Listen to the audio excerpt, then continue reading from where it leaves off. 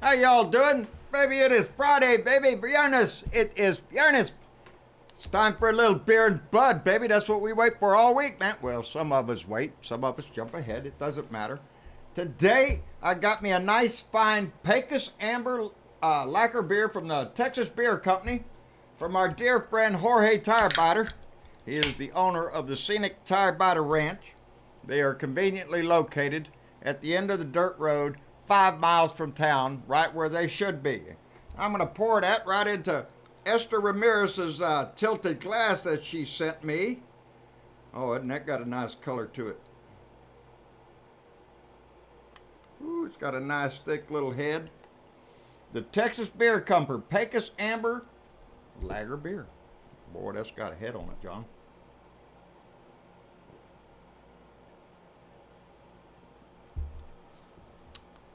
That's pretty damn good beer. Heavy taste. Nice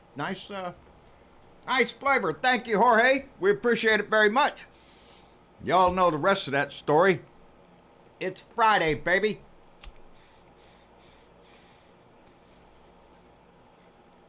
It's Friday.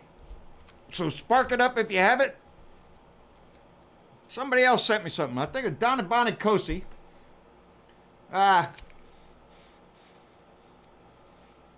Oh yeah, she sent me my necklace.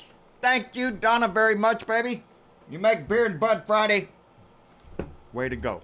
I appreciate it very much. Anyway, what's going on? Well, we had a great family meeting last night on the Blue Dot family meeting and got to talk to Donna Bonicosi. As a matter of fact, last night she was on the show. We really enjoyed having her on there. And we had a great time with all our family members except our YouTube family, which we miss dearly. And we give a shout out to them all the time that we miss y'all on our live shows. We miss your conversation, your questions, your participation. And come October, we'll be back on the air with you. But after the Blue Dot family meeting, I went in there with Mama and sat down to watch the debates, baby.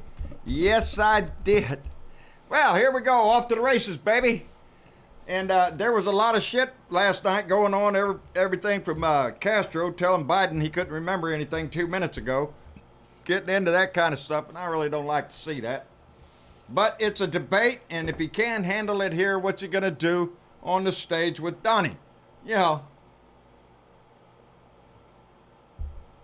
everybody wants to know. And it's a concern for some people. You know, because Biden, he'll be 77 in November? And Bernie, he'll be 78. They try to throw that age thing in there. Somebody young, like Castro, is going to probably use that a little bit.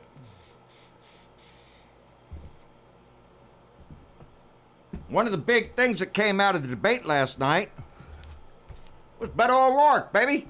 Beto O'Rourke made a statement last night that you're going to hear a whole lot of. You're going to hear it a lot of times in commercials from the NRA, from every freaking Republican that you can think of. They'll be spouting and quoting Beto O'Rourke last night because of what Beto O'Rourke said. The debate was about guns and reminding you that Beto O'Rourke's district, hometown, El Paso, where 22 people were killed by a radical asshole, a racist asshole, inspired by Donnie the Dick to go kill people, and that's what happened. And he used an AR. So Beto's a little passionate about the subject.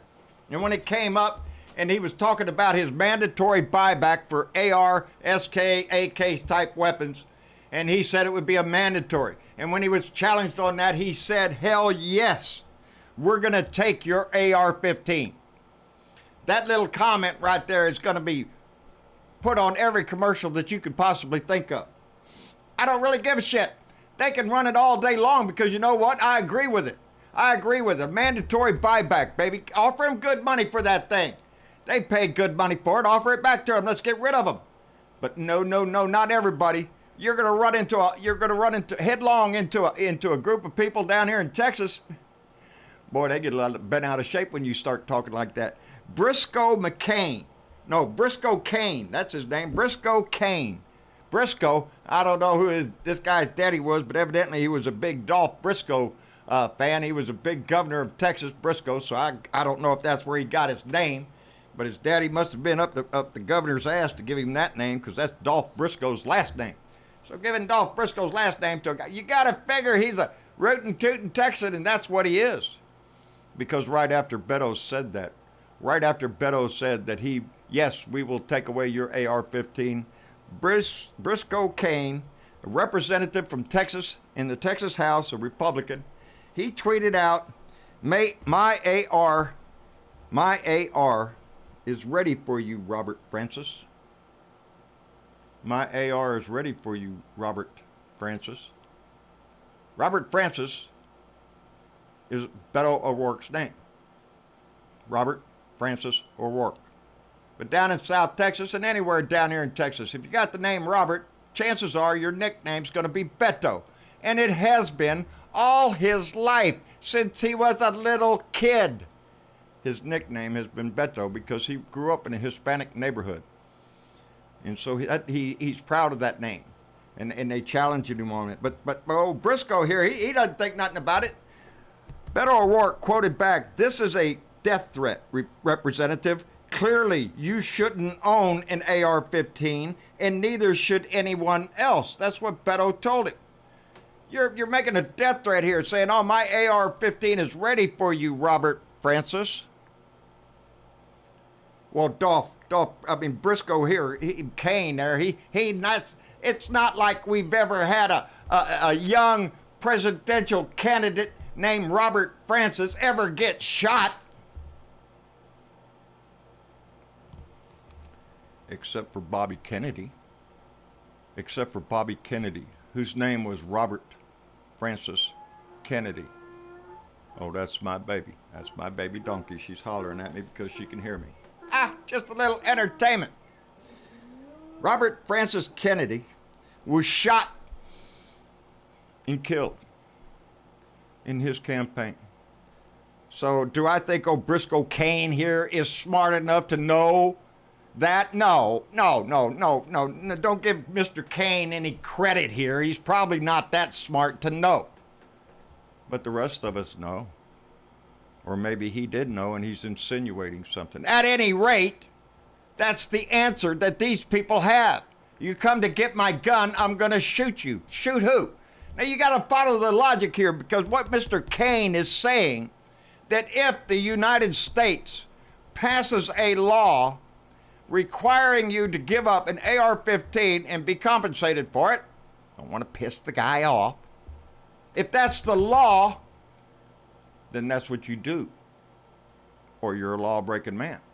And if you pull that gun out and attempt to shoot a law officer coming to take and exercise that law, and you shoot him, that's called murder, you idiot.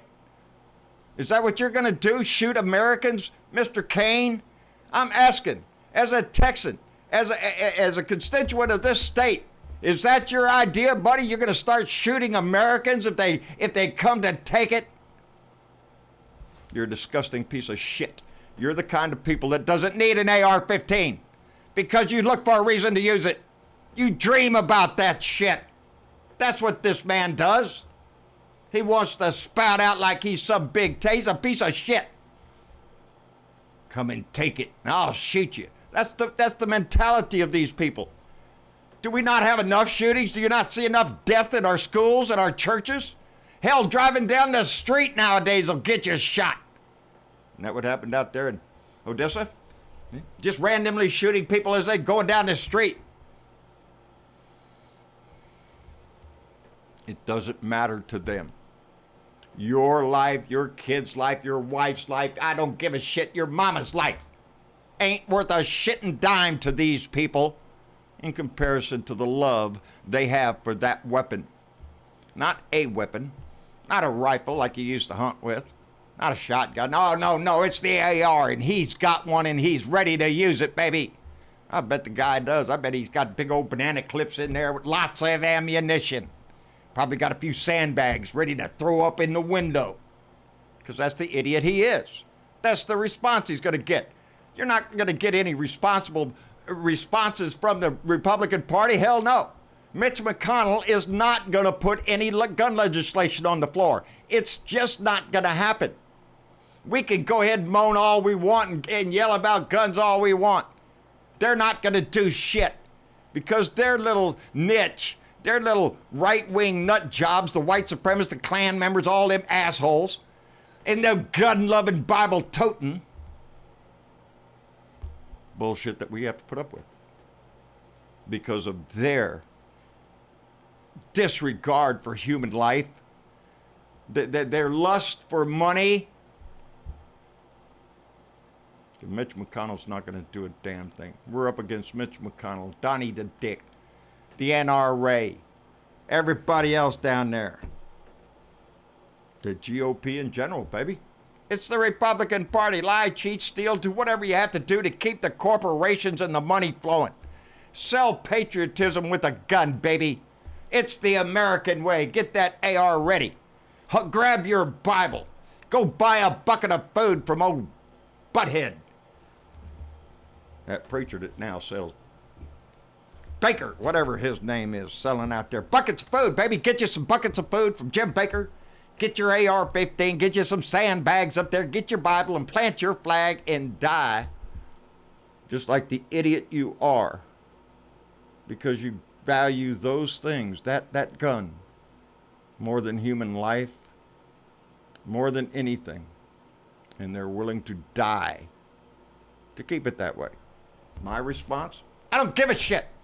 If you're sitting there waiting, allowing other people to die, I'm supposed to feel sorry for you when they kill your ass because you're going nuts with a gun? No, I don't feel sorry for your ass. They should shoot your ass because you're a menace to society when you do that. So when you pop your little gun out the window, when the law comes up there, what are you going to do, Mr. Cain? Shoot? If so, get the hell out of the Texas House because you disgrace it every damn day you stand up there. Go ahead and spout your little patriotic bullshit. You quote your NRA, from my cold dead hands. Hey, that's fine with me, baby. As long as we get them off the street, I don't really give a shit at this point. There's too many Americans dying because of the ignorance of our lawmakers. Because what do they say on the news all the time? 90% of Americans agree with the gun laws. You think anything's going to happen? Hell no, baby. Because the Americans' opinion doesn't freaking count. It's people like Briscoe Cain that's going to rise up and defend the Second Amendment like it's God Almighty handed to him from a cloud or a burning bush or some shit.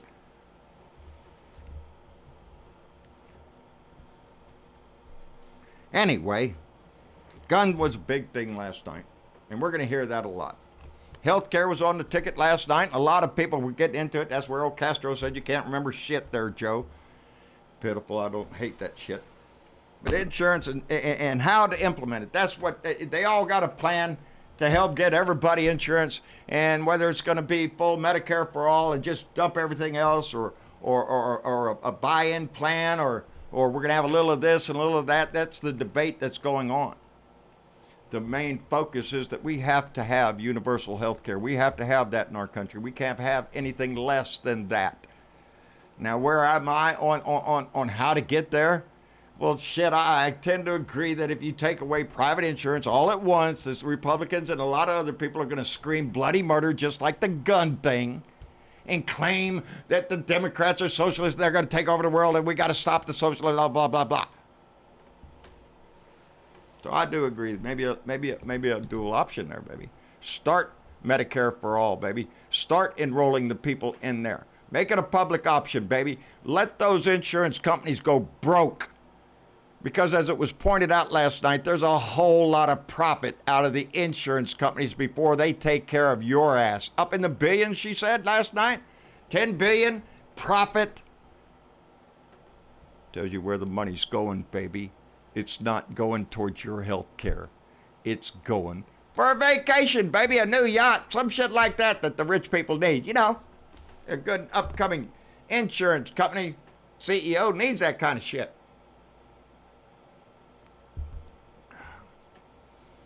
But that's the debate, how we're going to implement that.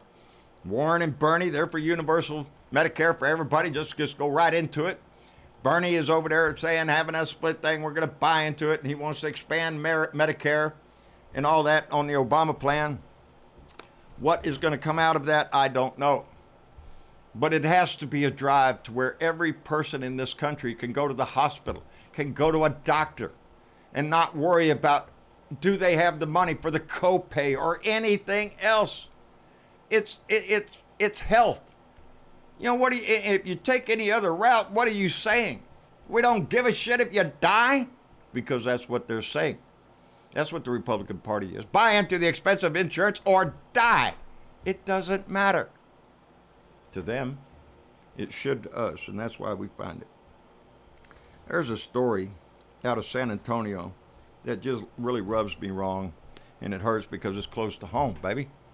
At the San Antonio East Central High School, seems there were some flyers found in the boys' bathrooms, separate bathrooms. Boys' room over there had one, and the boys' room over here. Somebody's trying to spread a message. Well, what's the message, John? The message was a flyer. Had a Klansman all dressed up in his hood on a horseback carrying a torch, baby. And it said, "Save our land. Join the Klan." It's getting right down there to our youth, baby. In high schools and junior high. The disgusting hate that this man has brought out in this country. We see it time and time again infecting the youth of this country. Those in junior high and high school. It's cool. Is that what it is? It's bullshit.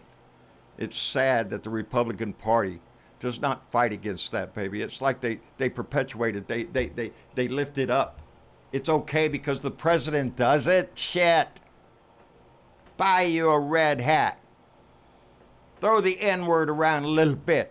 Cuss some Hispanic lady out for using her right to use the language that she's born with. It doesn't please you. That's sad. It's a sad statement of our country, and that's what's wrong. That's why we have to get him out, amongst the other 5,000 reasons that's listed every day. Donnie went to Baltimore last night, went to the Republican House members all had a get-together there in Baltimore last night. That's where Donnie was, and outside greeting him was a great big Donnie rat. A big rat, dressed like Donnie. I think it was quite appropriate, seeing as how he called Baltimore rat infested. The only rat there last night in Baltimore was Donnie the Dictator. Baby, that's him. That's the biggest rat you ever saw. A scumbucket rat, too. A scumbucket rat. Anyway, he was there to tell the Republicans in the House that, you have no choice. That's what he told them in his little meeting last night. You have no choice, baby. You have to vote for me. And he's right. Because the Republican Party is not going to allow anybody else to vote for anybody but Donnie. Ain't that democracy working ain't a fine way over there on the Republican side, ain't it? Ain't it? Can't even let anybody run against him. They're going to protect his ass. Why?